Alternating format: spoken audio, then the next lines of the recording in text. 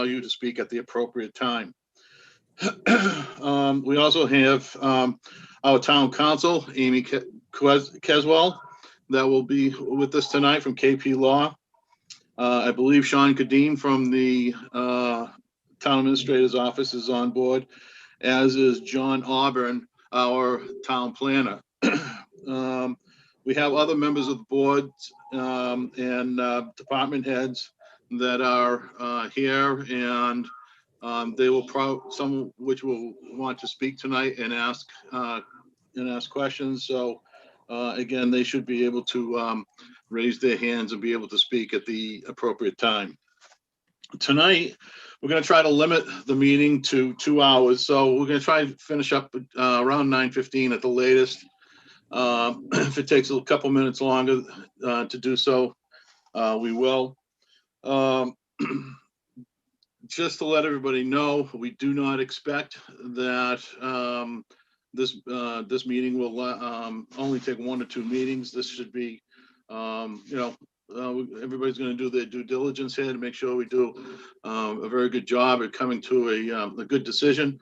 So this may take several meetings in order to get to that decision. All testimony will be taken under oath.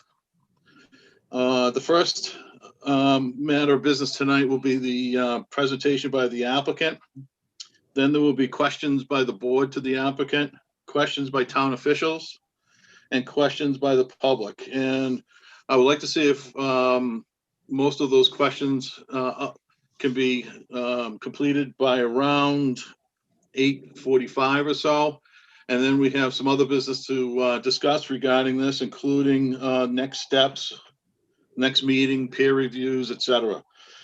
So with that said, again, all questions should come through me, and to make sure it's in an orderly fashion. I would like at this time to ask Mr. Eric Bransky. Mr. Bransky, you have been sworn as a member of the Bar of Massachusetts, so I will not go through that with you. Do you have any questions before you begin your presentation? No, Mr. Chairman. Okay. Do any members of the board have any questions as to the the agenda for tonight before we start the presentation? I do not. Okay. All right. Mr. Bransky, the floor is yours for Thank you, review Mr. of the development and the petition. Thank you, Mr. Chairman, members of the board. For the record, my name is Eric Bransky. I'm an attorney with the law firm of Bransky, Levinson, and Seekonk. We're located at 53 Fall River Avenue, Route 6. As Chairman noted, this is a comprehensive permit application. It is an affordable housing project under Chapter 40B of the Massachusetts General Laws. It's denoted in a common name as Greenbrier 2. The original, or I should say the other project, Greenbrier 1, or the Greenbrier condominium development, is located behind this project. It is not an affordable housing project. This is Greenbrier 2. It is a comprehensive permit project. The property for this is located at the rear portion of the Showcase Cinemas property. That's 800 Fall River Avenue. Everybody's familiar with the Showcase Cinemas property. Showcase building itself and some accessory parking is roughly 7 acres located in the front. That is not part of this project. The rear portion of the project is the remaining roughly 16 and a half, 17 acres, which is the parking lot and the wooded area behind the Showcase Cinemas on Fall River Avenue. Project consists of a 240 unit multifamily housing project. This will be 7 apartment buildings broken down in separate numbers of bedrooms. I'll break it down as follows. As we've submitted it, they are 1 to 4 bedroom apartments. Each building will have a mixture of the same. There will be 48 1-bedroom apartments, 132 2-bedroom apartments, 48 3-bedroom apartments, and 12 4-bedroom apartments mixed in within the buildings, and that is denoted on the plans that were submitted to both this board and Mass Housing. be serviced by public water from the Seekonk Water District. There will be sewer for the proposed facility, which will be tied into Greenbrier's existing wastewater treatment facility. I'll get into that in a minute. This requires 25% of affordable housing, which is based on the median income for the town of Seekonk. We have an expert that's going to testify to that a little bit later on, but that is going to amount to approximately 60 units of affordable housing. They will be rental. As to the wastewater treatment facility, the facility right now is built and is servicing roughly 40,000 to 60,000 gallons per day. The system is designed, this is the wastewater treatment system at Greenbrier, for 120,000 gallons per day, and there's capacity, what we believe, to go up to 200,000 gallons per day. And we are in the process of going through the Mass DEP and redesigning that, or I shouldn't say redesigning that, designing it for the upgrades. And that, of course, will go through Board of Health, Mass DEP, et cetera. Access for this project will be from Greenbrier Drive. Like Greenbrier, it will be private roadways. They will loop around basically toward Cole Street and then in a easterly direction and connect to what's existing as Forsyth Circle. As you've seen in your packet, the project has received a preliminary determination of eligibility from Massachusetts Housing Partnership on January 4th, 2021, which is a prerequisite to filing for a comprehensive permit. We have submitted a list of waivers and exceptions that we are seeking for the project. As the board may know, this is what we call the one-stop shopping, so to speak, where this board has the ability and is encouraged to grant waivers and exceptions as requested, rather than having to go to a whole number of different boards, and that is per Chapter 40B. My number's correct, and our engineer can testify to that. I think there are 34 waivers or exceptions requested, and they were set forth on a spreadsheet, number of pages, which you have seen and is in your packets. Here with me tonight, I have David Bray from Computer and WIC. He can testify as to the technical aspects of the project.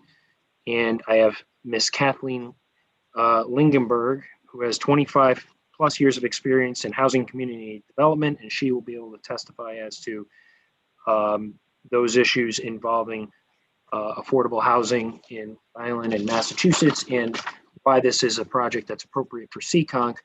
Central to this issue and what the courts have held as central to any affordable housing comprehensive permit development is this question and this question only. Is the town meeting local needs, and is the project consistent with the local affordable housing needs? Meeting local needs has been defined by state law as meeting a stock of 10% or more of affordable housing at the town level. Seekonk is woefully short of that number. And that's why we believe this project is very consistent within local housing needs. The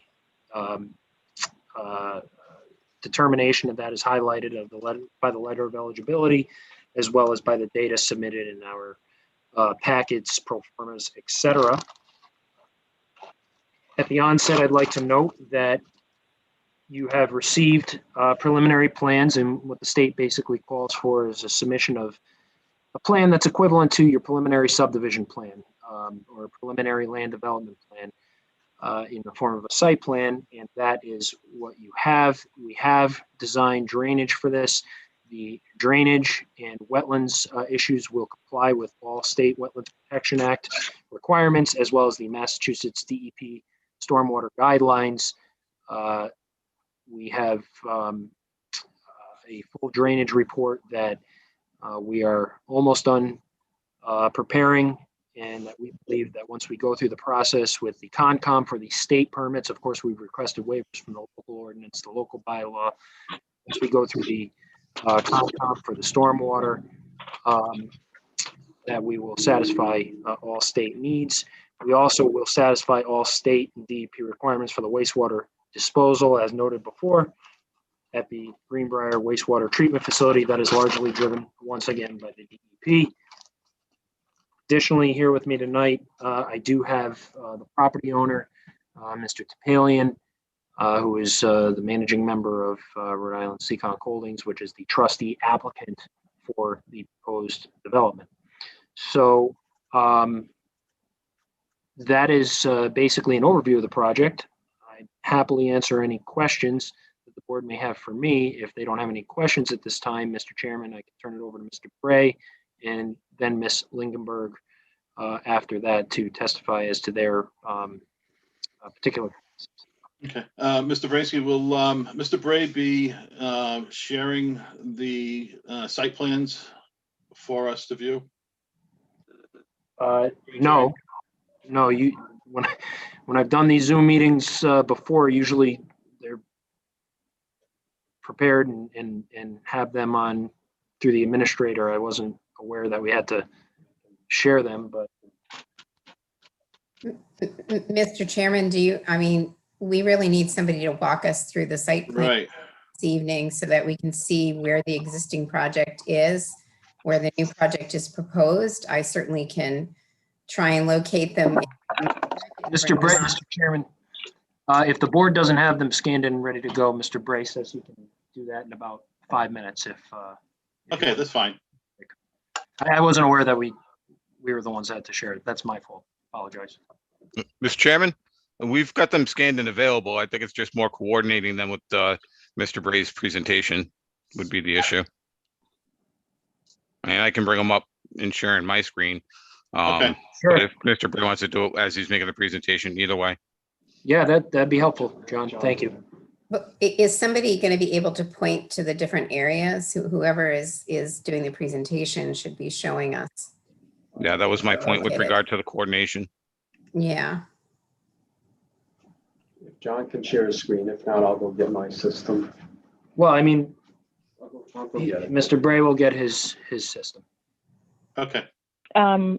Bransky, I believe you will actually have to point out if we share the screen. As a co-host, I can allow you the capability so that you can actually point using your computer if that's helpful. I think Mr.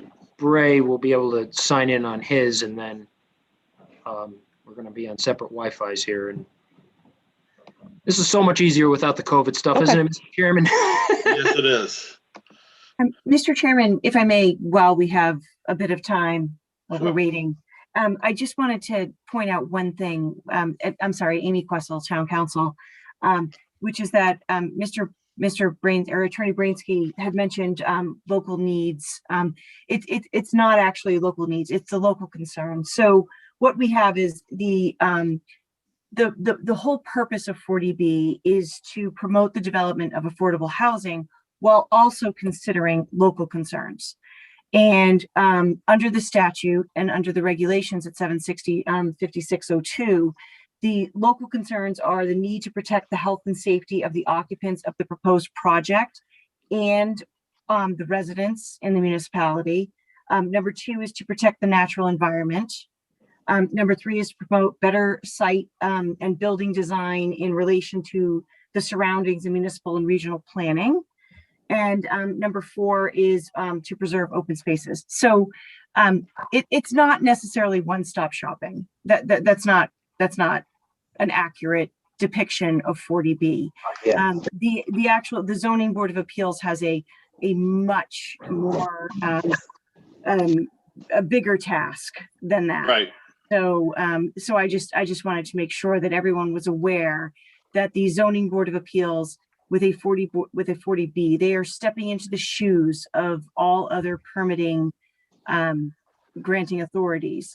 And they need to make that determination based on the fact that how are we going to weigh the need for affordable housing and to keep in consideration the local concern. There's no such thing as local needs in the statute or in the bylaw, I mean, in the regulations, but it's most certainly not one-stop shopping where you just come here and get what you want. So I just wanted to make that clear for everyone out there while we had this little segue that we were waiting for, screen sharing to happen.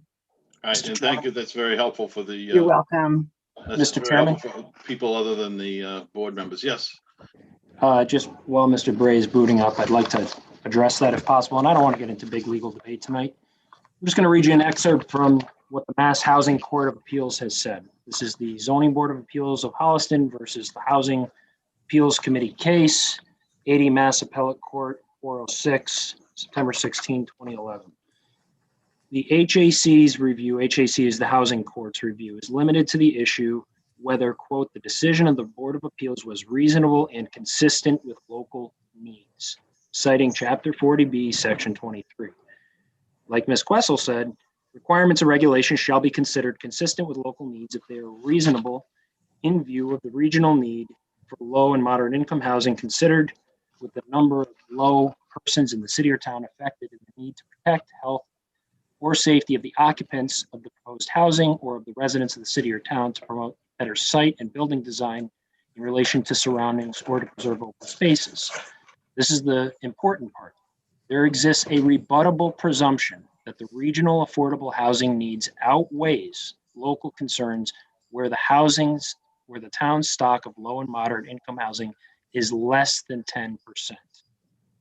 So it is a rebuttable presumption that local needs outweighs the other issues when it's less than 10%. So the burden is on us, but also the benefit of the standard is on the applicant's side here. That's my only point. And we will take that under consideration as we move forward. Thank you. Mr. Bray is booting up. Okay, thank you. I'm going to mute for just a second. I Yes, think Amy. she wants to be unmuted. Can you unmute her?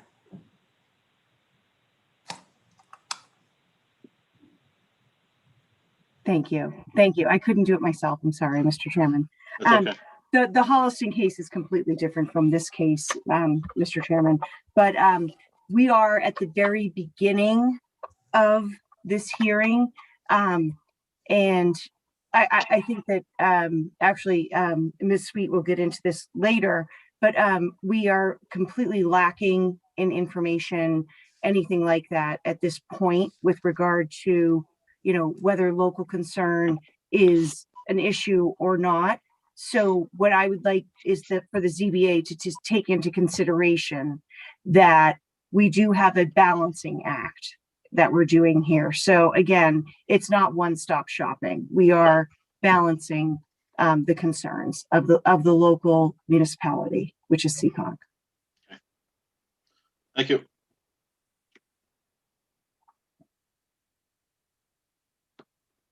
I'm just sending a chat to, looks like there's 2 people in the waiting room.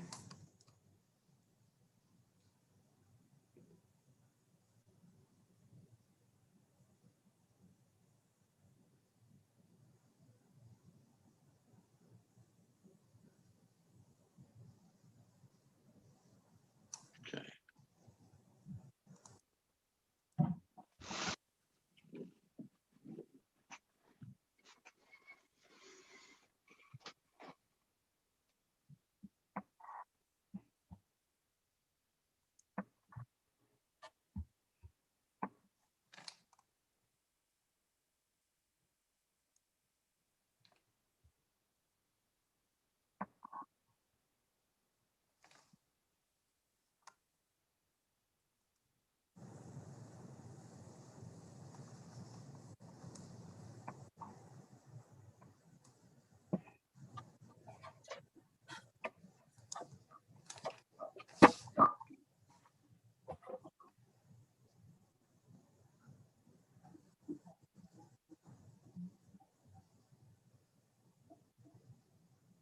So, Mr. Chairman, Mr. Bray is on. He's going to load up. We need to load up the plans here. Okay.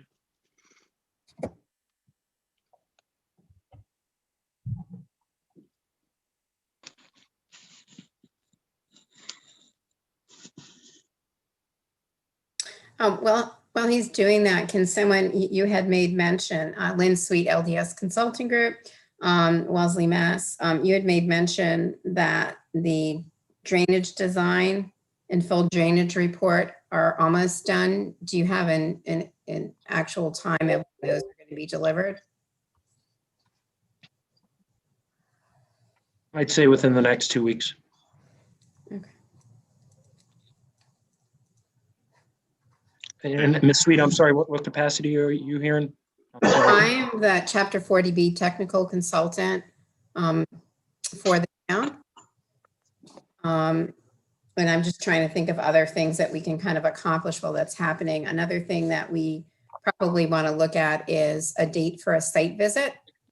And I don't know if that's something when the development team can have the property staked and available. We'll do a site walk. Whether we should wait until we have a drainage report for that and peer reviewers in place, but it's definitely something to get on the radar screen. Just to let everybody know tonight, although we'll be looking at an overall presentation by Mr. Bray of the site, et cetera, we plan to have a separate meeting regarding traffic. We plan to have a separate meeting regarding stormwater management. We plan to have a separate meeting regarding water, sewer, landscape, and lighting. And those are just some of the meetings we're planning to have in the future. So you know, tonight is really a night for an overall view of the plan. So everybody has a chance to see it, absorb it.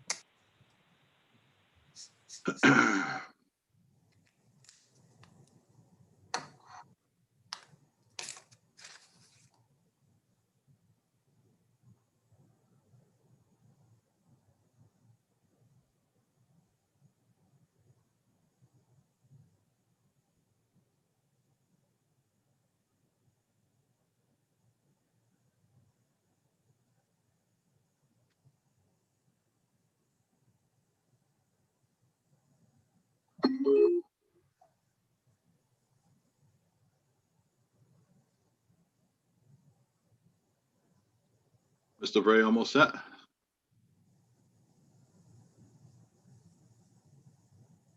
Almost there, Mr. Chairman. We're having technical difficulties. If we can't figure it out here in the next couple minutes, we'll just have John pull it up. Okay.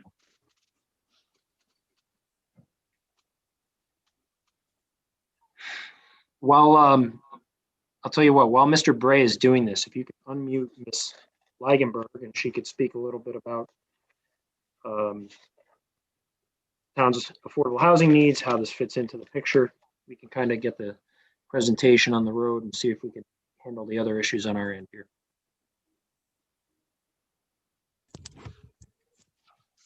Okay, Ms. Leigenberg, if you could state your name and address, please. For the Kathleen record. Lingenberg, Kathleen Lingenberg, 137 Silver Birch Road, Long Meadow, Massachusetts. Okay. If you could raise your right hand. You promise to tell the truth, the whole truth, and nothing but the truth? I do. Thank you. Please proceed. Good evening. My name is Kathleen Lingenberg, and my responsibility with the team is the affordable housing component.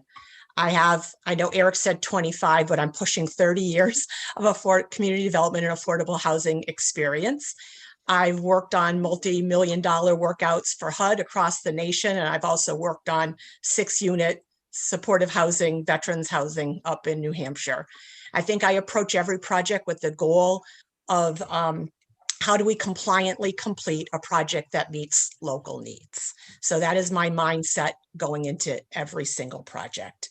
I think as there's been some debate, but I think there can be no debate that the town, that the Commonwealth has set a goal for each municipality to attempt to achieve 10% of their year-round stock as affordable housing. Annually, the department charged with tracking this for the Commonwealth produces a subsidized housing inventory that identifies all of the affordable units within the town.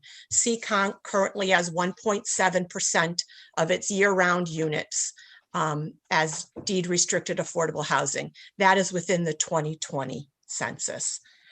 When you look at, and I will say, in the most recent round of available resources put out by the Department of Housing and Community Development, they've also been looking at any community with less than 12% getting priority. So while they've set this goal of 10%, they're actually already looking to bounce that up a little bit.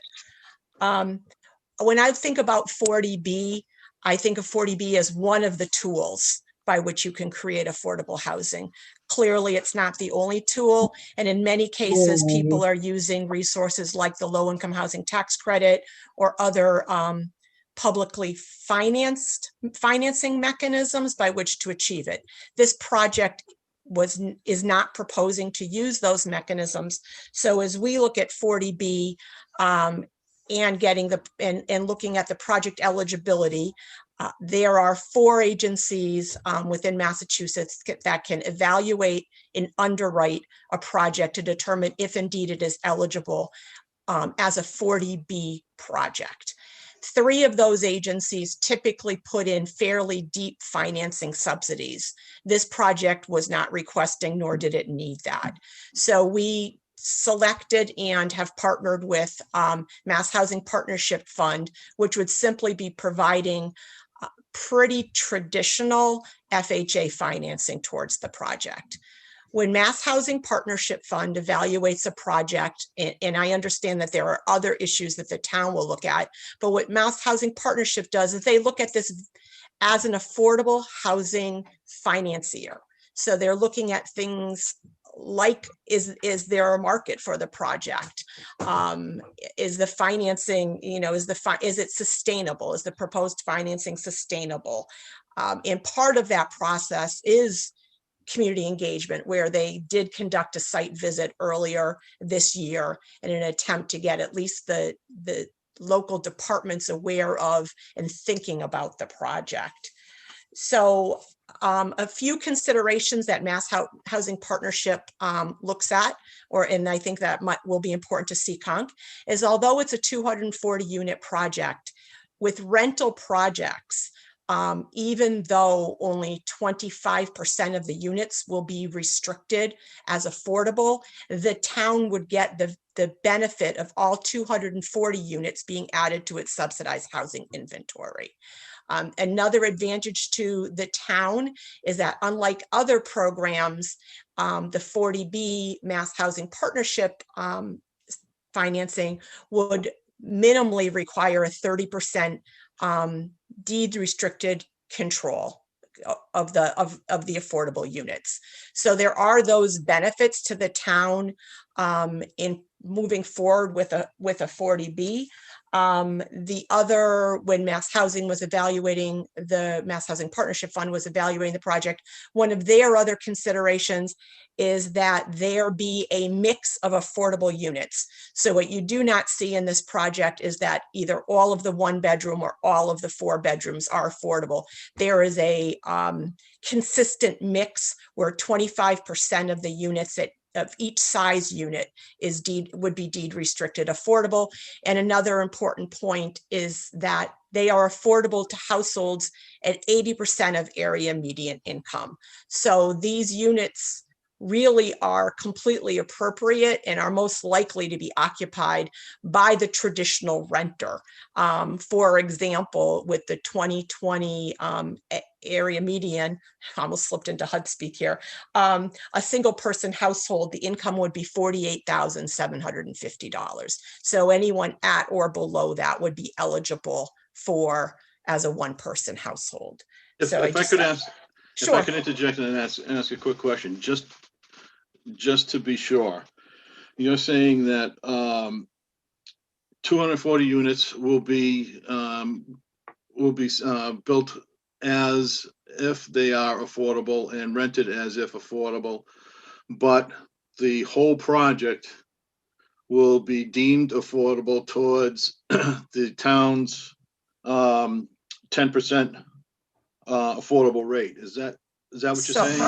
So I don't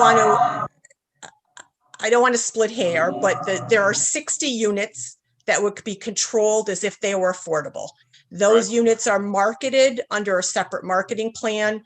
Initial occupancy is conducted by a lottery. So there are very specific things that happen with those 60 units. Correct, I understood. Okay, so while those 60 units from a management perspective are treated differently, the town gets the value of all 240 units counting towards its subsidized housing inventory. That happens in rental projects. It does not happen in homeownership projects.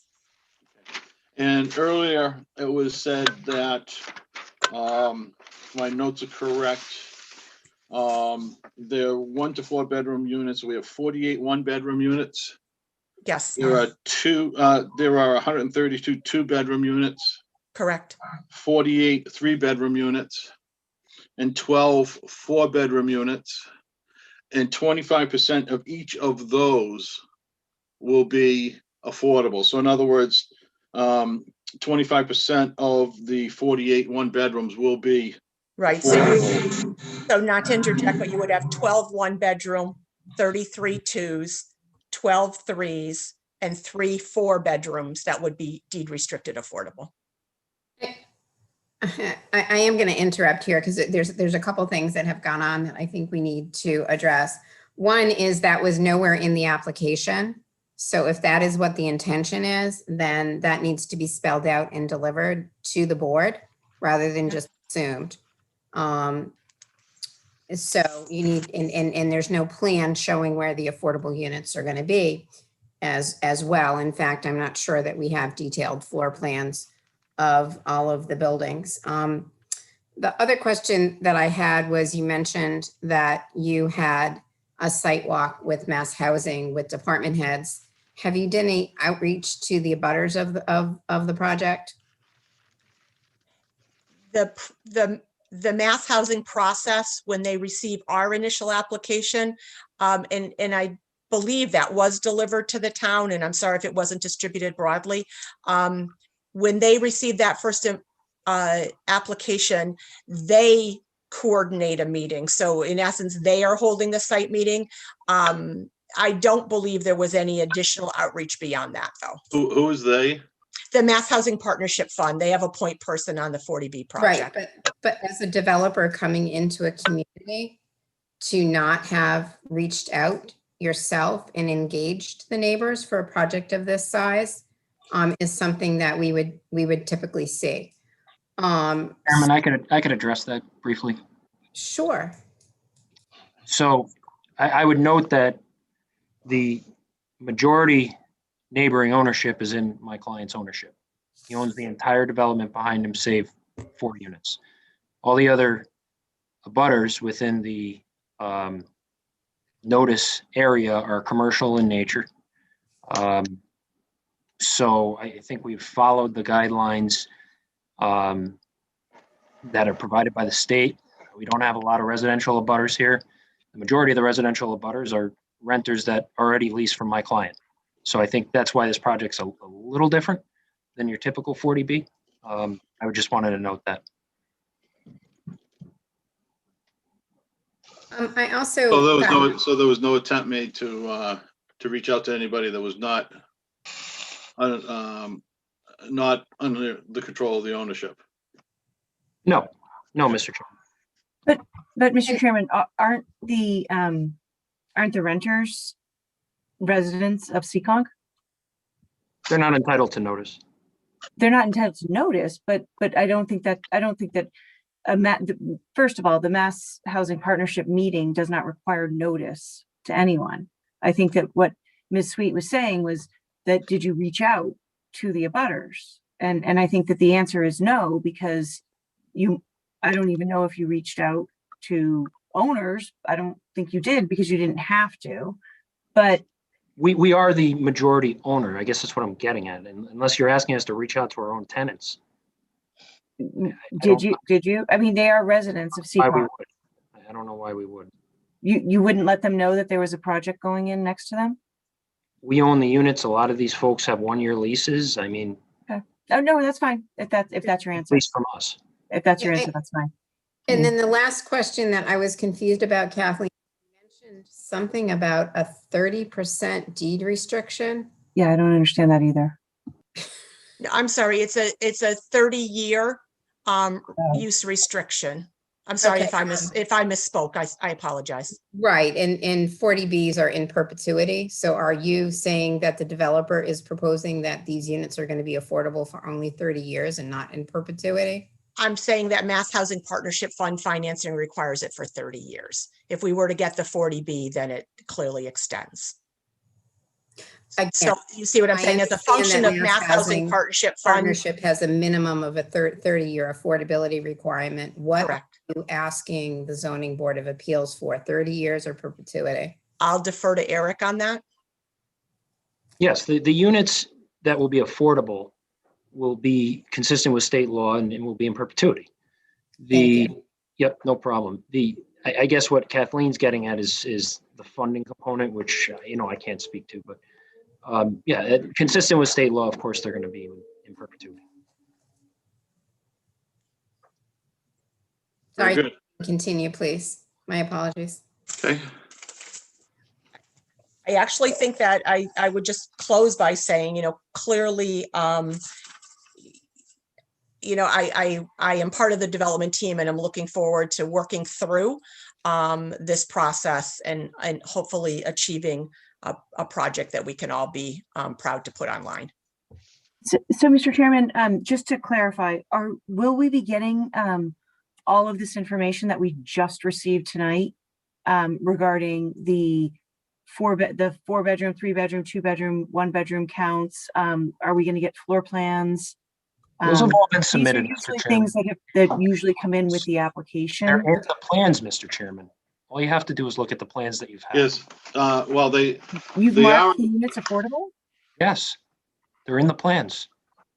Okay, we I- we haven't received anything me. as to what the Yeah, affordable. excuse me. I think what they're asking in the regarding the plans is, can you identify, so building by building, just identify which units are going to be affordable and which ones are not going to be affordable. Do you have that in your plans? I didn't see that. I went through Okay, the plans. so maybe I'm a little confused. Oh. We have the number of affordable units in the plan. We have the total number of units. We have the floor plans for each building. Those are all in the plans. What is it exactly that you're? Just to identify which units are the affordable ones, that's all. In the plans. I don't think that that's something we have or we're prepared to do. I don't know that that's required by state law. Under the 40B guidelines, you're supposed to disperse them equally. Equally We're saying throughout we the will. project. We are committed to doing that. So we need to know where. And we would just like to see where they are going to be. Speak to my And it client. doesn't have to be tonight. Right, but Um, Mr. Chairman, there's another part of that. We would like to know what the rents are going to be, what the affordable rents are going to be, what utilities are included in it, what the parking situation is going to be for affordable renters as well. Right. You may have submitted a complete application to MHP. This is a separate board that needs this type of information as well. We do not have a copy of what was submitted to Mass Housing Partnership. We only have the application that you provided to the board for this portion of the process. So I'll apologize for any confusion. When MHP's process is that we have to deliver to the town at the time we deliver to them. So I don't have the date in front of me, but earlier, months ago, we delivered the MHP application, and I can make sure that is. What, again, I'm trying to say to you is that you are not applying today to Mass Housing Partnership You're applying to the Seekonk Zoning Board of Appeals. I think we know who we're applying Yep. to tonight. Okay, And therefore, we know who we're you applying need to to then. ask them, you need to ask them for what it is you want your permit to say. And if your application hasn't said, this is the number of affordable units, this is where they're gonna be, these are the sizes of those units, then it's very hard for the board, when we get to the end of the process, to include that. So we just need the kind of detail that one would have in front of them if we jump ahead 6 months and we're gonna go write a decision. For the record, Mr. Chairman, More work. none of this is required by state law or the regulations. Moreover, we followed the town of Seekonk's checklist to a T and submitted everything that's required. Now, that's not to say we're not willing to provide some of this information. All I'm saying is I feel like we're on the defensive here because we're being explained to we're before the board and not the housing authority or mass housing, which we fully understand. But we have followed state law to the T here and your own regulations. That's all I'm saying. If there's extra information that is required or requested, we'll consider it. It's that easy. we will be submitting a list of questions, and some of which are the questions that Lynn has, and some are going to be other questions that we have as we move forward. And the list of questions may be an ever-evolving list as we go through.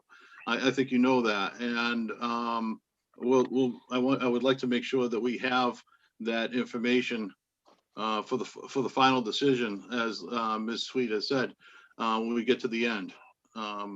Very reasonable. Okay, Very so reasonable. Thank you. we will do that. For now, I think Ms. Lingenberg said that she has concluded. I would like to bring on Mr. Bray. And maybe even Mr. Bray would be able to show us, I don't know if he knows, which of the units are going to be affordable and which are not going to be affordable when he gets to the site plans. However, I would like by the next meeting, if you could, just to let us know which of the units are affordable and which are not on your plans at this point in time. And that would be good. We do have the plans here, but again, the plans are, they're pretty basic. They're here, they're pretty basic, they're pretty generic. But again, they don't identify which ones are the affordable ones and which one are not. And that would be very helpful to us. So if we could continue, Mr. Bray, if you could state your name and address and raise your hand, please. Can you hear me? I can hear you, Dave. Mr. Bray? Your name and address, please? Okay, I'm gonna turn my volume up now. Okay, You swear to tell the truth, the whole truth, and nothing but the truth? I do. And again, your name and address for the record? My name is David Bray. I reside at 1066 Pike Ave in Attleboro, Mass. I am the president of Computer on Wick Limited. We're located at 1150 Pawtucket Avenue in Rumford, Rhode Island. Okay. And I see you have in front of us the first page of the Greenbrier 2 housing development. This is just a cover page that kind of talks about what's in the plan set. It's just a preliminary plan set.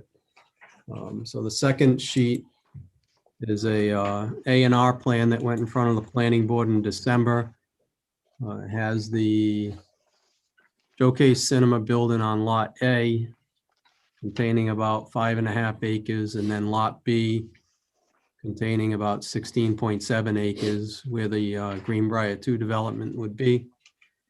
I'm going to flip to the next sheet, which is a preliminary site plan that shows the buildings, the apartment buildings, building 1, building 2, 3, 4. Can you see the hand I'm moving around on the screen? Yes.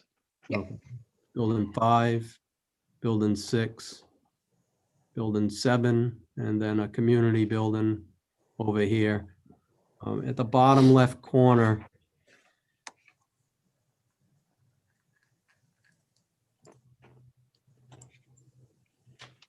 it has the building numbers with the count in each building, whether they're 1, 2s, 3s, or 4s.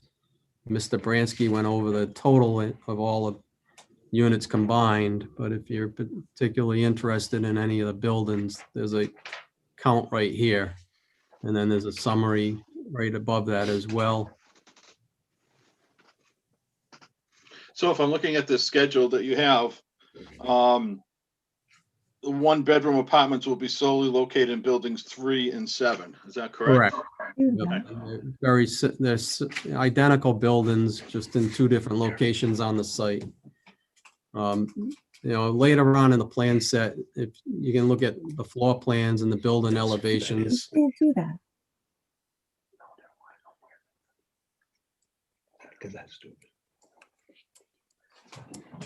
Okay, so this is the Greenbrier entrance that's over by where Young's Shell used to be, and between that and the Dorman Auto Sales. The driveway goes into Greenbrier now. And then there's a community building here and then a bunch of townhomes right here. The driveway will come in off of Greenbrier Drive across this area here. And then into the access roads and parking areas for building 1, 2, as I said, and then around, drive through here in front of building 6, 5, and then all the parking spaces with handicap parking, and then an access drive going to the back.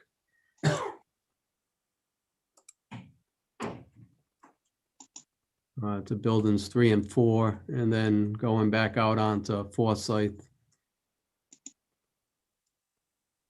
There's some isolated land subject to flooding in this area here.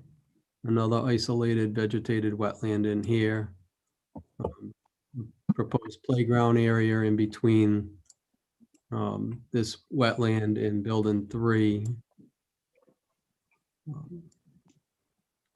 And then the red dashed line shows basically what pedestrian foot traffic could do on the sidewalk areas within the development, both on the existing Greenbrier and access into this site here, to the community building, the entrances to the buildings around. There'll be a utility building here, which will provide heat for the buildings. There'll be another one over here and a third one over here. The water system will come in off of Greenbrier Drive. There's an existing 10-inch water line that it will tie into, come around, and then loop back into the 10-inch line over on Forsyth. There'll be natural gas that goes to the development. The drainage system will be all piped underground and then go to various treatment areas before storage. And collection areas at the low points. I can go to some of the other sheets that basically show this a little bit more enlarged. Know that what I would like to do is at some point in time, well, in a future meeting, I would like to discuss the landscaping, the lighting, et cetera. We'll talk about parking at that same meeting also, but in addition, you have a proposed playground here and a proposed community center. I'd like to see if we could have some detailed drawings at that time regarding the proposed playground and community center. Okay. Yeah, we had proposed a playground a few years ago that was going to be built for part of the original Greenbrier project. And so this is just the equipment that we were looking at that time. We decided to move it over into this location. Now that they've decided what they want to do. Originally, it was going to be in the Greenbrier parking lot. We were going to take some of that pavement out and put it in there. One question I had regarding the buildings, it's my understanding under Mass 40B that when you have multiple buildings, all buildings had to be the same as far as the representation of what is inside the buildings. In other words, each of the 7 buildings should be identical, and dispersed throughout those identical buildings should be the affordable housing. It seems that, especially in 2 of the buildings, buildings 3 and 7, you've put all of the 1-bedroom or all the eggs in one nest, if you will, in two separate buildings versus being dispersed throughout the 7 buildings. So my question is, how are you going to be able to abide by the Mass 40B regulations regarding that? The units will be interdispersed between the 7 buildings. They're not all going to be just in one particular building. It's just for the way to put these buildings together. There's certain logistics to what makes it easier to build, some with the 2 bedrooms and the 4s versus trying to interchange them in between each building. But they'll be dispersed over all 7 buildings. They're not going to be confined to 1 building or 2 buildings. Some of the 4 bedrooms will be affordable, some of the 3 bedrooms, some of the 1s. No, that's not what he's talking about. No, what I'm talking about is the fact that, for example, each of the buildings, just to say that there were going to be, 70 of each type of 70, just for argument's sake, if there's going to be 70 of each type or each type of the bedrooms, okay, and you have 7 different buildings, you would have to have 10 1-bedrooms in each, 10 2-bedrooms in each, 10 3-bedrooms in each, 10 4-bedrooms in each. If you know, These floor plans and these building elevations are exactly what we sent to Mass Housing as part of their review. And they didn't come back with any comments saying anything of this particular. Yeah, I think that there might be a little confusion here, and we may need to talk offline about this. But I think that there's confusion about, do you equally disperse all of the different unit types throughout the building, which is what I think Keith is the chairman is asking. right. Is that the affordable units need to be evenly dispersed throughout the buildings. So, which is why we're asking, where are the affordable units going to be located in the different floor plans? Because there are some rules of thumb about not stacking them, not having them across from each other, as well as when you look at down the hallway, there should be no difference in the affordable units from the hallway. And with regard to rental units, because an affordable unit location is floating, meaning you're going to say, here's the initial location of an affordable unit. But if that person in that unit income goes up and they become a market rate tenant, then an affordable unit elsewhere and another unit in the building elsewhere is going to become affordable. So underlying some of Keith's questions, the chairman's questions may be, are the unit finishes going to be the same inside of all of the units, whether it's market rate or affordable? All the 2-bedroom units that are on the floor plans are all going to be the same as all the other 2-bedroom units. So all the finishes are going to be the same. All the hallways are going to be the same. All the exterior is going to be the same. Correct. Thank you. Okay. Thanks for clarifying that, Lynn. Yeah, sorry. And Dave. So this is a building elevation, for buildings 1 and 4. And you'll notice as I go through the building elevations that they're all similar. The floor plans on the first floor for the buildings 1 and 4 are identical to the second floor and third floor. And then, this building here is building 2. Most of the 4-bedroom units, I believe, right at the corners, and then 3 bedrooms on the interior. And the same on all 3 floors as well. And you can see that the building elevation is very similar, you know, and as far as the facade. The width of the building at the ends is a little different, so that's why there's a slight difference in the appearance on the ends, but and then this is buildings 3 and 7. You know, these are 1 bedroom with 2 bedrooms on the ends, and the 1 bedrooms in the middle and the core, and 2 bedrooms on the other end. Again, the same on all 3 floors. And again, a very similar facade as the first set of buildings I showed, even at the ends, because it has a two bedrooms at the ends. I believe that we're the same as buildings 1 and 4. And then buildings 5 and 6, I believe are mostly just 2 bedroom. Yeah.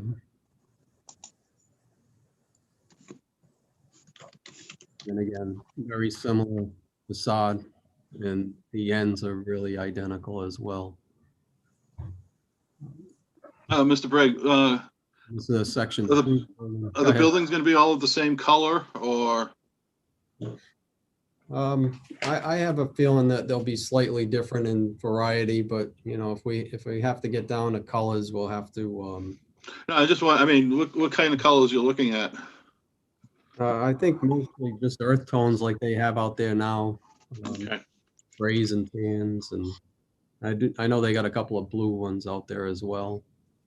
Would it be possible to provide some type of a rendering so that we would know what the outside materials of the building, that the board can see what the outside of the buildings look like? There is Yeah, so an here's entire design handbook that goes with 40B.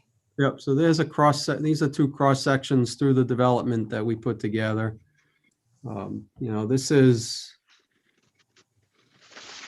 right here is the community center. If you were coming in the driveway and looking west towards the rear of the Showcase Cinema building, these are the 2 buildings on the right-hand side as you would drive in off Greenbrier Drive, plus the community center. And then this is, you know, over here would be the Showcase Cinema building, then you'd be coming through, going east through one of the buildings on, I don't have the numbers in front of me right now, but I'll get that later. And then coming up the hill, and then by the access road over to the end of the development, the playground would be over in this area right here in the foreground. And then this would be the building just before you get into Forsyth. So that gives you a good perspective of, you know, an elevation through the site. As far as the materials, we provided that with our mass housing application that went to the town, and we can forward that on to you at some point as well. And for everybody's edification, the current Showcase building is being raised. And being, No, it's not. oh, it's not, it's No, not as of right now, no. as of right, okay. Okay, so I just wanted to make, Mhm. current Showcase building is gonna stay in place. Yes.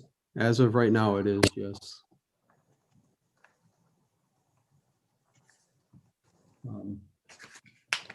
So we, you know, as part of this plans we put together to try to make this all come together, we put a list of waivers together to go with it. Yes, And I'll just highlight the ones that are effective. We went through and looked at every portion of the zoning bylaw. And if it needed an exception or not, we put either exception not requested or exception requested. Mhm. In the dimensional requirements under R3, there's not really a coverage requirement, but I honestly, Mr. Chairman, I think that we should, you know, it's very early in the process to be talking about waivers, except for one, given the limited information that we have at this point in time. well, we did make a complete package, and this is our presentation. So if you don't mind, I'd like to continue. okay, well, just to let everybody know that it's already 8:20, so I do want to reserve some time for some other questions. But let's have it duly noted that there was a list of exceptions for the of waivers for the board to consider. And I believe maybe I think as we get more and more information as we move along, some of these questions will be answered to the board.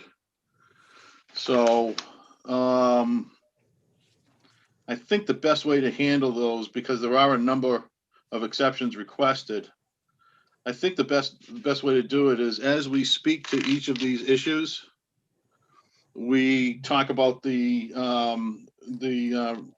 requested waivers. For example, when we're talking about landscaping at a future meeting, all of the exception requested waivers that you would like, we talk about those at that time. And I think it'll be better and fresher for the board and for the people that are listening too, rather than have to go through it now and then have to revisit it again. Okay, Mr. Chairman, that's fine. So as we speak to each of these different subjects moving forward, then we can talk about the exceptions at that time. Okay? Yes. Good. Ms. Sweet, you said you had one in particular that you would like to talk about regarding tonight. Sure, Mr. Chairman. The one in particular we wanted to talk about was the traffic waiver. This is a 300-unit apartment complex. We absolutely encourage the board to request a traffic study that can be peer reviewed, that looks at roadway speeds, that looks at signs, et cetera.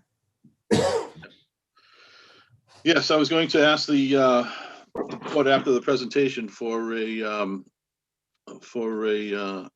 motion regarding a traffic study. But I guess now is as good as any. There wasn't a traffic study that was submitted.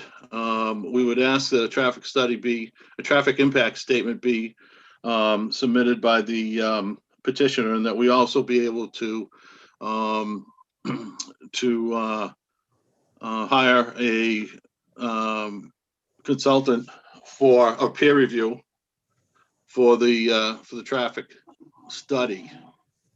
Maybe Ms. Sweet, you can make a proper motion that maybe one of the board members could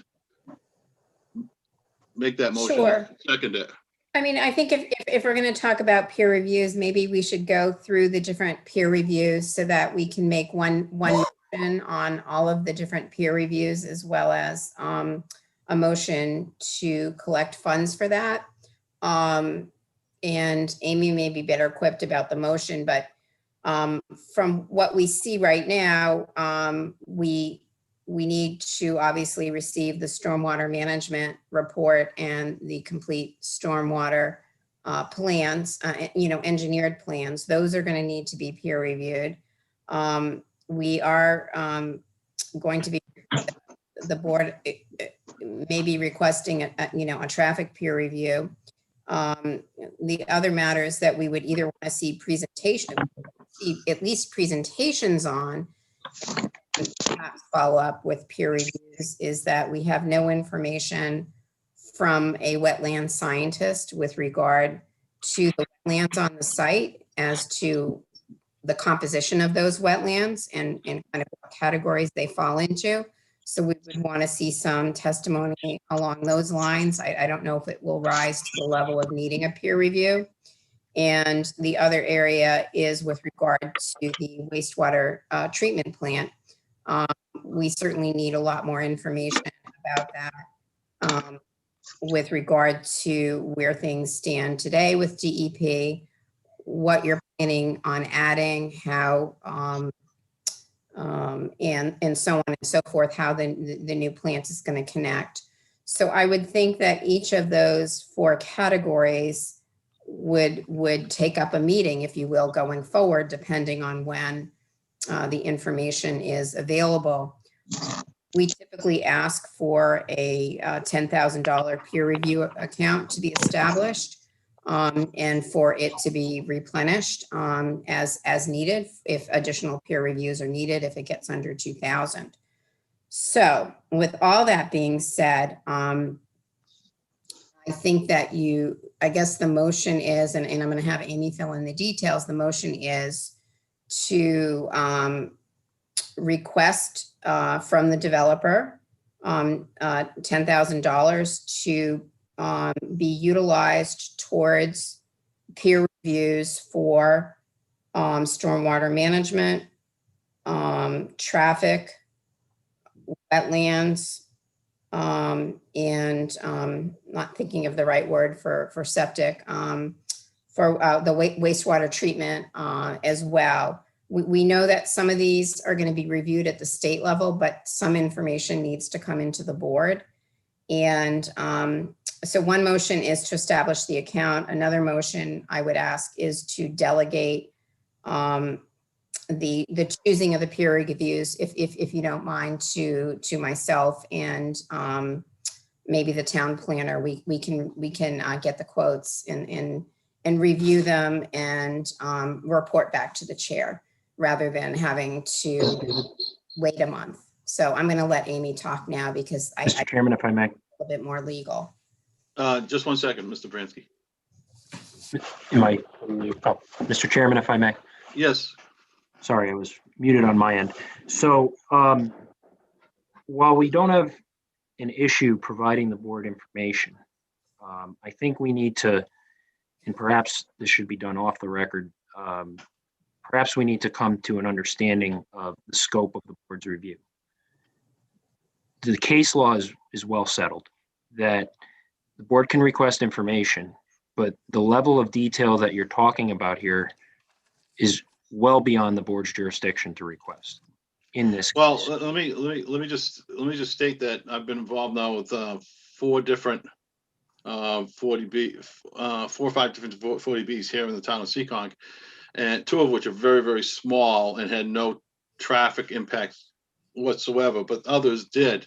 And we requested traffic impact studies, and those traffic impact studies were done and were completed. So I do believe that traffic impact study is with a peer review is appropriate for this site, considering the fact that we have 240 units. Now, members of the board may not agree, but I believe that we need to have a traffic impact study. I also believe we need to have a stormwater review.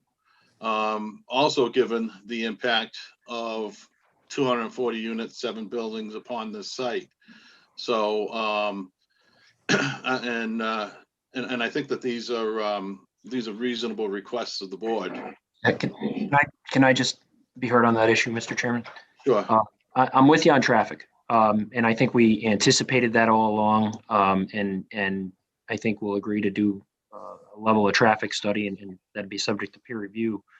And we certainly don't mind, as we said, submitting the stormwater data, et cetera.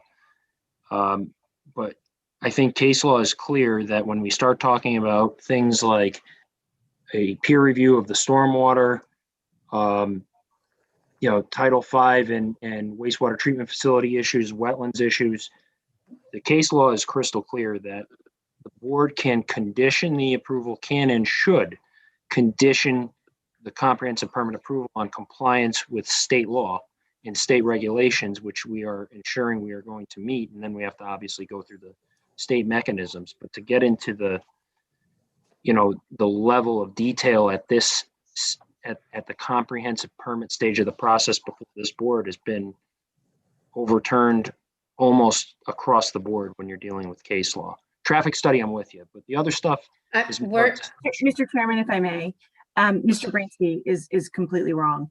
So when you are deciding whether you want to grant waivers or not, so we are at the local level right now. So you are deciding whether you are going to grant a waiver from conservation regulations, whether you are going to grant a waiver from certain stormwater requirements, things such as this. And so you absolutely have every ability to have peer review. In fact, I would suggest a peer review of civil engineering, because what about truck turning radiuses? Do we know if fire trucks can get in and out of this development? Who's gonna review that? We need a peer reviewer to review that and make sure that that can happen. And so the peer review under chapter 44, section 53G, the zoning board of appeals has the ability to hire a peer reviewer. The applicant has to pay for that peer reviewer. And so to start with $10,000 is completely reasonable. I just wrapped up a 300 unit 40B. I've also just wrapped up a 166 unit 40B. And in those 40Bs, stormwater was most definitely reviewed, particularly because this is in a developed area. So we need to make sure that the stormwater will not impact other developed abutting properties. Traffic is, I've never seen a 40B submitted without a traffic study, with a waiver requesting a traffic study. That to me, I couldn't believe that. I actually thought it was like a typo. Wetlands, this is a huge issue. And with all 40Bs, because with 40Bs, you're looking at a compromised property. And that's why they are presenting a 40B, because they actually can seek waivers from certain things that they couldn't normally seek waivers. And so we need to make sure that those wetlands are protected. And then again, with the wastewater treatment facility, we need to know, we need background on that prior to be able to say, okay, this can actually hook up to, so there's certain things that this board is responsible for. They're responsible for water, for wastewater, for traffic, for wetlands. These are all these all come into the realm of local concern. And so there's absolutely no, this isn't outrageous at all. My God, I've dealt with 40Bs that have much more peer review than this, considering what we've received thus far. Any comments from members of the board regarding this, regarding this subject? I have none. Okay. Well, members of the board, do I have a motion regarding the establishment of a fund under the 53G account for $10,000 by the applicant and petitioner, and to have that fund replenished when it gets to the $2,000 level? Do I have a motion from a member of the board?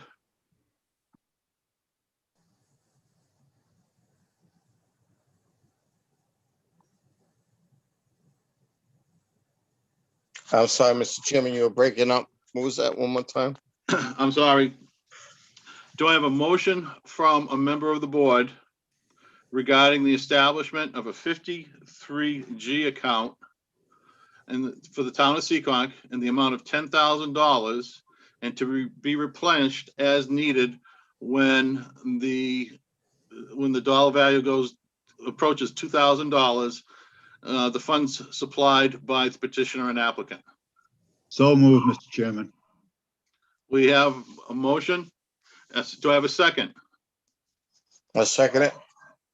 Members of the board, all those in favor? Aye. Aye. Aye. Any opposed? None, so the motion carries. So we, Mr. Brainsky will have, Mr. Chairman, yes. just a point of order. You do need to take a roll call vote because it is a remote, so you would need all members to do roll call. Okay. So we have a roll call vote for Mr. Reed, Aye. Mr. Haliko, Aye. Mr. Gothia,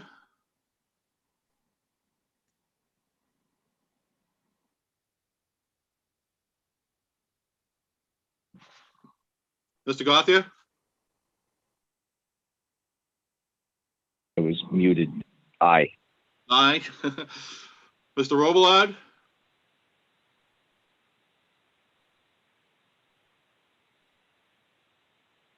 It might be muted. The chair votes aye.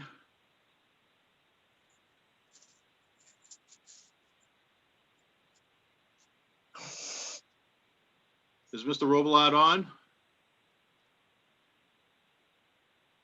Can't hear him. I'm not showing Mr. Robillard on. Okay. Well, we have four in favor, and it's 4-0. Chairman, can you also do a supplemental to that to delegate? Yes, the, I'm gonna take each of these points by one. For the peer reviews, do I have a motion to have a traffic peer review, a stormwater management peer review, and at this point, a wastewater treatment peer review? And any other peer reviews that may or may not come down the road, we will address those at a later time. But for now, these three. Do I have a motion to that effect? I move that, I'm so move. So moved by Mr. Reed. Do I have a second? I second it. Second by Mr. Haliko. All those in favor, again, a roll call vote. Mr. Reed, Aye. Mr. Haliko, Aye. Mr. Gothier, Aye. and myself, aye. So that's 4-0. Now, as far as, let's see. So that'll be the traffic, stormwater management. As far as hiring the peer review and receiving proposals for the peer reviews, I would like to nominate Ms. Lynn Sweet, our technical advisor, and Mr. John Aubin, the town planner. Do I have a motion to that effect? So moved. So moved by Shane. Do I have a second? Second. Second by Bob. All those in favor? Mr. Reed, Aye. Mr. Haliko, Aye.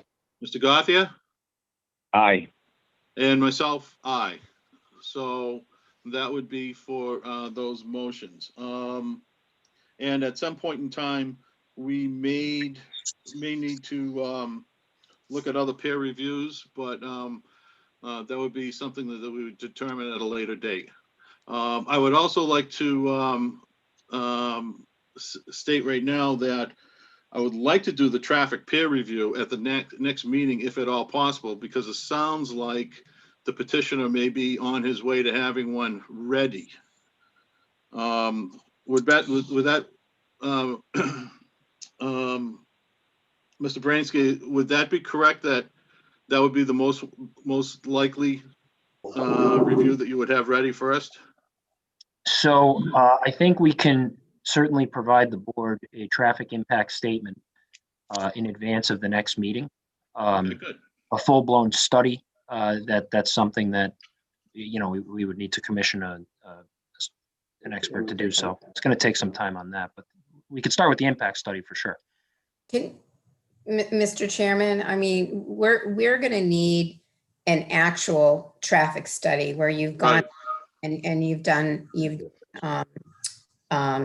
trip analysis and used historical data and background data and so on and so forth. We're going to want to know the sight lines. We're going to want to see a swept analysis, as Attorney Kuzel mentioned. We need to understand public safety. How are the fire trucks turning in and out? Can they back up? Can they get to several sides of the buildings? So the traffic analysis looks at, in essence, public safety. It looks at accidents. It looks at congestion. We're going to want to coordinate with the planning department as well as to what intersections should be studied. It is a large project going into what is already a large project. So public safety is a pinnacle part of a 40B review. And it crosses over a little bit with the civil engineering. Because sometimes, you know, if you're trying to show a fire truck turning in and out of a site, the civil engineer is going to do that versus the traffic engineer. So I just want to make sure that, it sounded to me like it's possible that the stormwater management plans may be available sooner, and we may need to put traffic off. We always like to do traffic because sometimes it impacts the civil engineering, and the stormwater management. But in this case, it may be best to do stormwater, but I will also request that if you are providing stormwater management and plans, it needs to come in at least 2 weeks before the next hearing. We need to give our peer reviewers at least a week to review. So therefore, your engineer will also have time to respond. So in thinking ahead for meetings, I just want everyone to kind of be looking at that calendar. Mr. Bransky, we're probably looking at, if that's true, if the stormwater review would precede the traffic review, peer review, then we're probably looking at a date of I would like to keep these meetings on a night different than our regular public hearings. So we can devote as much time as possible to taking care of the issues at hand. So our next meeting is going to be in June, on June 7th, I believe. Probably the Tuesday after, June 8th, if that's possible. Or do we have to go to the following week? The planning board has a meeting that night on the 8th. Planning board has a meeting on the 8th? I'm on vacation that week. Okay. There's nothing in May, like toward the end of the month we can do. And I think Ms. Sweet is catching on to what we were saying. Is I certainly think drainage and stormwater management is going to be ready sooner than a full bore traffic study. So that might be something that we could put off till the following. Maybe Is the May 4th might be too quick. Would well, either May 10th or 17th, then the Monday. 17th would work. Oh, is that going to, trying to figure out if that's going to be enough time, because I'm not available on May 17th or May 24th. You're not available, is that what you said? I'm not. I have another 40B that I'm doing those 2 nights. I think we should look at June 14th, because why not use this time to get both the stormwater report and the traffic report, and then we can start going from there. So I think that's a good idea. We're not going to not do the reviews if we, as soon as we get the reviews in, we will try and get, as soon as we get the documents, we'll turn them around in a couple weeks. And so maybe we spend half a meeting on one subject and the other half on another. But I think it's actually beneficial to the applicant, because then they will have time to respond to the peer review, because it's actually not that beneficial to just have the peer review come in and say, here are all the problems. It's actually better to have the applicant respond to those and make some plan changes, et cetera, that they have to make. So I think having this time up until, June 14th will allow them to do that. It might actually speed things up in the long run. June 14th looks like there's a Conservation Commission meeting that night. And this is going to be tough getting around all the boards and all the meetings, et cetera, and especially if we start to go back to live meetings.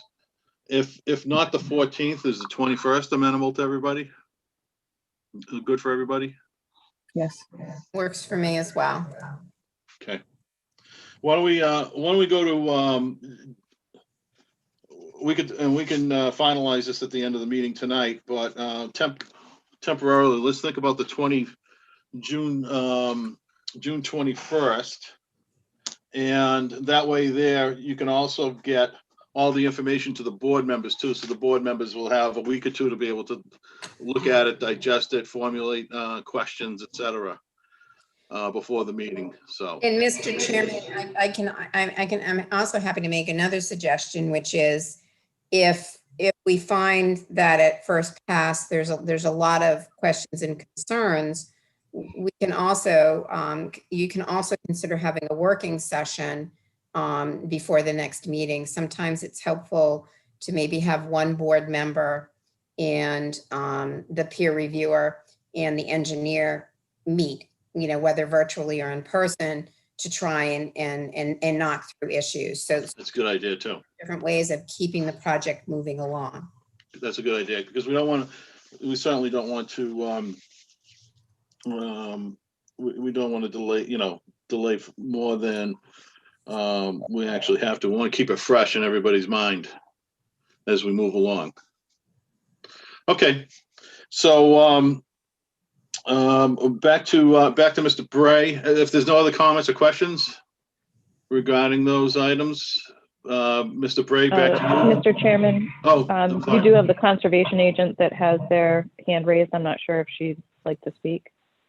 We're not at the point of taking questions just quite yet.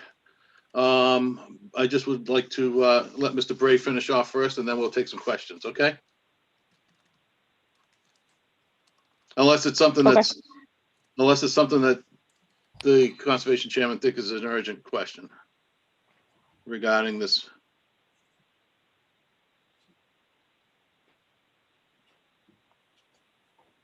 Okay, I'm No, done I can presenting wait. all the plans. Okay, I don't know if you had questions specifically for me or, no, I mean, you had left off talking about some of the landscaping and talking about the proposed playground, the community community center. Those are all parts of the plan. Any other parts of the plan the board would need to consider without having to get into a lot of questions and answers regarding landscaping, et cetera. But you have the buildings, you have the community center, you have the playground. The tie-in is going to, for the wastewater treatment for the sewage, is going to be into the current wastewater treatment. The building elevations looks like it's 3-story buildings. And the elevations look correct. Anything else regarding the site that you would like to bring to our attention? not at this time. The next meeting, I'll have a colored plan for you, so it's a lot easier to differentiate between everything. Great. Okay. All right. Any questions from any members of the board? No, For either Mr. Bray or Mr. Bransky? no, None No. at this time? Shane, Greg? No, I don't. Okay. Not at this time. Okay, thank you. Let's see, any questions from members of town boards and or directors of boards? I know that the conservation chairman would like to ask a question, and she should be up first.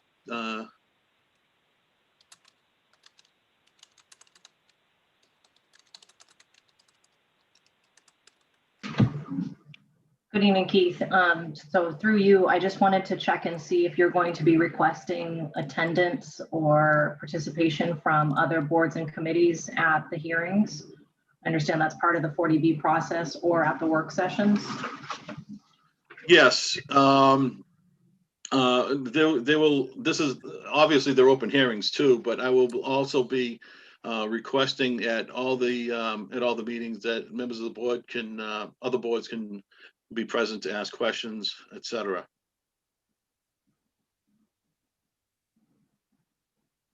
Okay. Okay. Hopefully I answered your question. Everybody is welcome.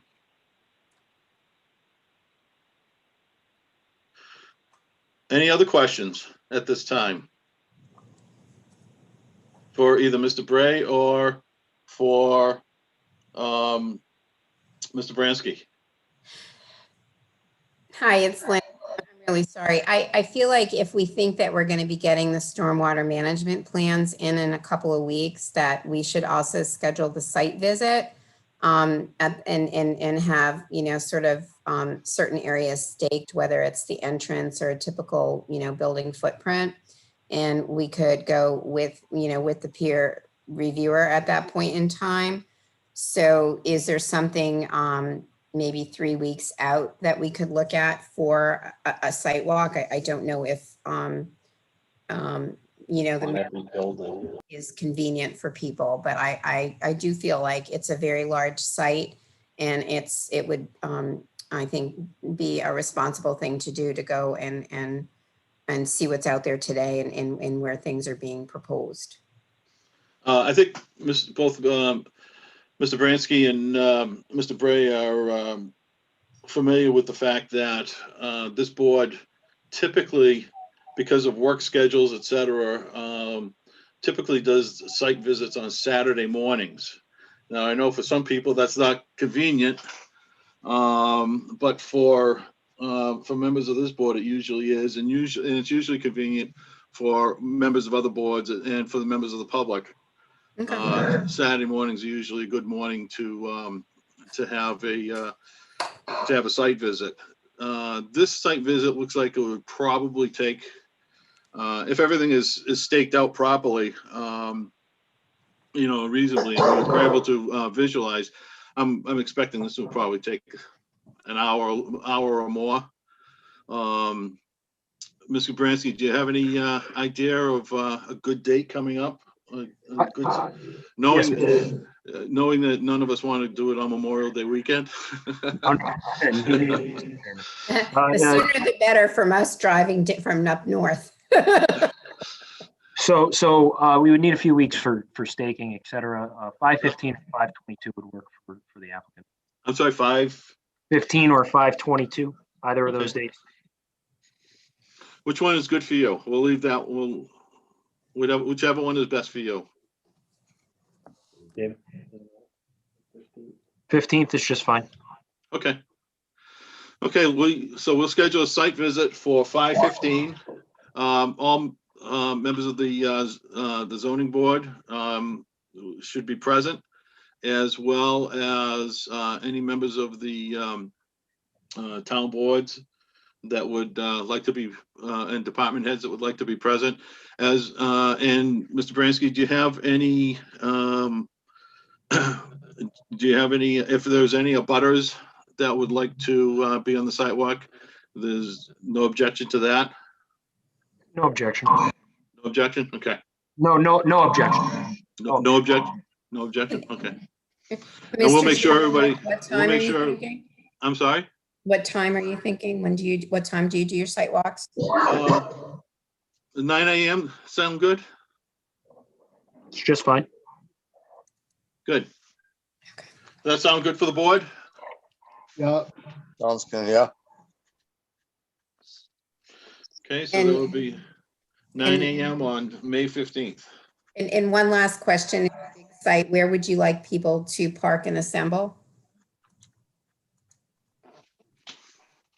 Yeah, when we met Mass Housing on site, we had signage out there, and we were basically just in the rear of the showcase parking lot, and there's plenty of room back there. So we'll put some signage up and make arrangements for that.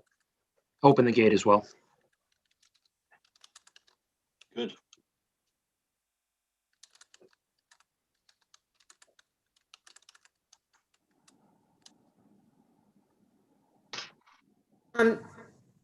If I may ask one more question, do you know who your traffic peer review is? I just want to make sure we're not conflicted with who we're going to be peer reviewing. Caputo and Wick has a traffic engineer on staff. Oh, they have the in-house capability. Okay, thank you. No problem.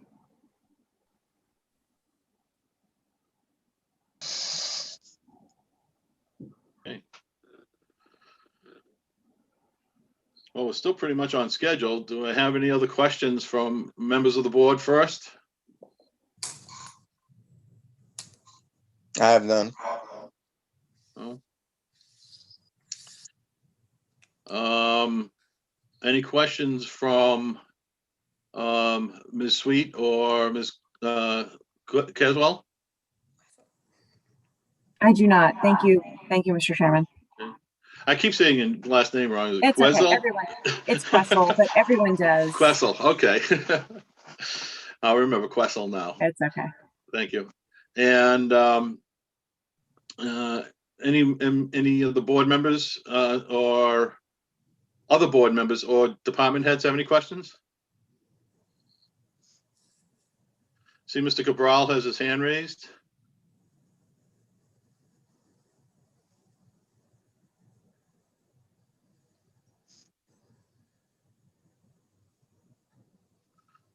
Yeah, I believe I'm unmuted now. Mr. Cabral, you are available now. Okay, I just wanted to point out to the applicant that I did provide a memo dated April 15th regarding most of the concerns of traffic related. Just take that into account when preparing the traffic impact study. Deals with parking spaces, sidewalks, access locations. I just wanted you to be aware of that memo as you're putting together your traffic impact study. And if you have any questions, feel free to reach out to me. Mr. Bransky and Mr. Bray, did Crystal forward that over to you? Yes, we have it, and thank you, Mr. Cabral. We will take it into consideration. I'm sure we'll be reaching out. Thank you. Thank you. Mr. Chairman? Yes. John Alban, Town Planner.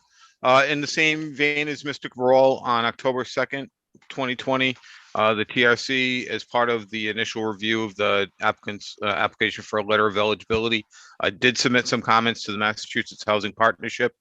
We would resubmit those to this body and reiterate those comments that were made within that letter. I believe Mr. Bransky has a copy of that, but we'll provide one to the zoning board for the record of this meeting. As far as the planning board goes, we did conduct an initial review at our last meeting. The planning board members have the application and they have it under review. Any additional comments that the planning board have, they'll submit through me and I'll provide it to the board. And I do believe we also have at least one other member of the planning board here this evening if Mr. Sullivan wanted to say anything. But that's all I had, at least for now. Mr. Bransky, we'll make sure that we forward anything over to you for consideration from the boards. Yes, I have the planning memo, and I see Ms. Miller's hand up. We also have a memo from the Concom, all of which will be taken into consideration for the other presentation. Thank you. Thank you. Thank you. Okay. Any questions from the general public? We have Doug. Doug M. Yeah, Mr. Chairman, my name is Doug Metz. I live at 135 Greenbrier Drive. I have a question that I think you guys are on the right path with the reviews of the traffic and the wastewater, but you know, this development, the current Greenbrier 1 has become a cut through for traffic coming off of Interstate 195, 114A. They cut through to avoid the traffic light on County Road. And the intersection of Greenbrier and Forsyth has become, you know, already congested. My question is, this has never been addressed in this development. The gates that were supposed to be put up years ago have either been broken or have never been put up. How do you plan on addressing the additional traffic that'll come off of Forsyth into that area to cut through to address the traffic at the corners? And I think you folks know what I'm talking about. It's really a bottleneck in the morning and in the afternoon. The main entrance on Greenbrier Drive, you can't get out of it. I mean, it's just, or right now it is. If you add these other units here, I could just about imagine the traffic. So that's one of my questions. I don't know who can answer that, but Well, I think I can answer in the fact that that's the purpose of the traffic impact study that the petitioner will be doing, and then a peer review by our peers will review that impact study to see what those impacts will be. So I think that answers your questions. We are going to be studying that whole, the impact of this development on the area, and what additional traffic there's going to be, et cetera. As you heard, Ms. Sweet, prior, some of the elements of that traffic impact study are even going to be historical traffic and traffic patterns, because of the fact that COVID and the pandemic did affect some of the traffic in the area over the course of the last year. We want to make sure that we have the best data, so we're going to get historical data. And that's what traffic impact studies have been doing lately, is taking into account past data, not just the past year. okay. And again, I just wanted to point out this cut through feature. The other thing is these roads were not designed to handle that level of traffic. The back entrance of this development is completely torn up. I mean, if you don't go out to front entrance at 114, the back entrance, and I don't remember the name of the road that it dumps onto, but people are cutting through there to get to County Road.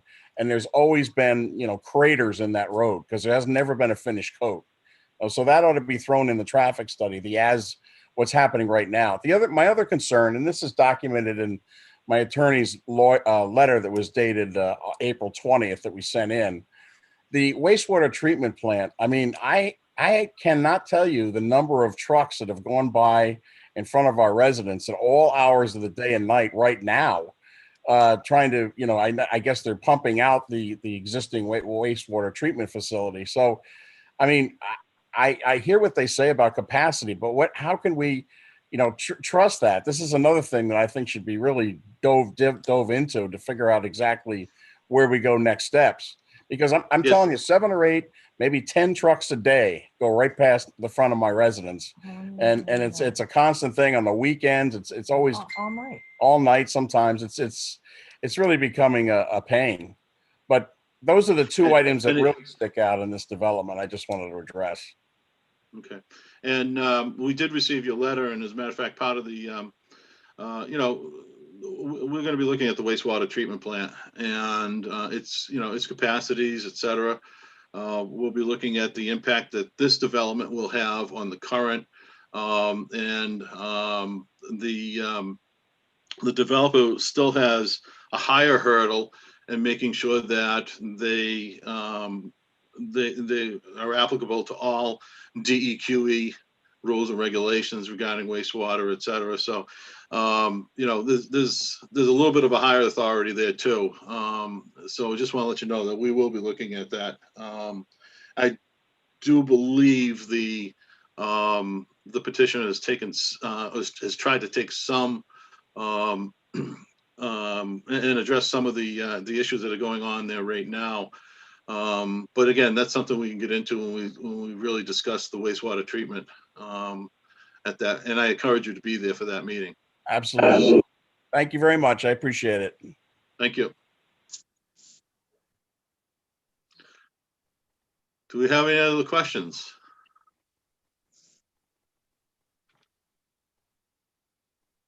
None. Okay.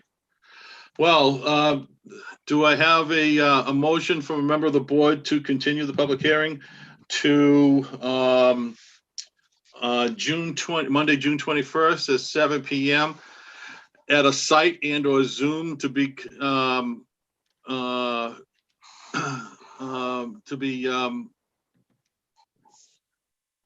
considered, and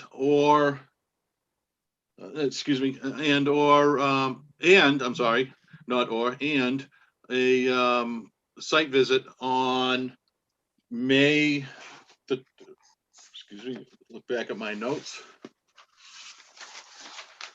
15 and 9 a.m., Mr. May the 15th at 9 a.m. So, Mr. Chairman, we have to continue the public hearing to a time, date, and place certain. So I think that we could continue the public hearing to a virtual hearing. And then if the board wants to meet, we could do a hybrid meeting or something like that, but we would have the online capability, the virtual capability available. Okay. So that would cover us. Do I have a motion from a member of the board to that? And Mr. Chairman, that would be at the senior center if the zoning board were to meet. Yes, at this point in time, that's where the town is holding their offsite, they're holding their meetings. So if I could have a motion from a member of the board? Mr. Chairman, I didn't understand that comment, right? So we want to, so if I say this, then you can, after me, you can say so moved. That might be the easiest thing. So we're looking for a motion to continue the hearing to I'm sorry, 21. 6/21 at 7 p.m. To be held on a virtual platform whereby the board may be in person at the senior center. With a site visit on I'm sorry, May with a site- 15th at 9 a.m. Do I have a motion from a member of the board? Yeah, I'll move that. Yes. Second, Okay. Do I have a second? second, Second by Greg. All those in favor? Robert? Aye. Shane? Aye. Greg? aye. And Keith, aye. Okay. Well, thank you very much, everybody. We'll get better at this probably when it's all over. But Us too, Mr. Chairman. We hope. Yeah, we hope these Zoom meetings are over soon. It's so much easier to do this in person. I agree. So in any event, we'll see everybody on the 15th. Mr. Bransky and Mr. Bray, if we see anything come along our way, in the meantime, we'll let you know. And please advise us as to when do you think those studies will be ready. And we'll make sure we get those to the members of the board, et cetera. And I thank everybody for their concerns and their questions. And do I have well, we already had a motion to continue, so I guess we'll see everybody on the 15th. Thank you. We look forward to working with the board. Mr. Chairman. Thank you. Thank you very much, everybody. Appreciate Good it. night now. Good night. Thank you.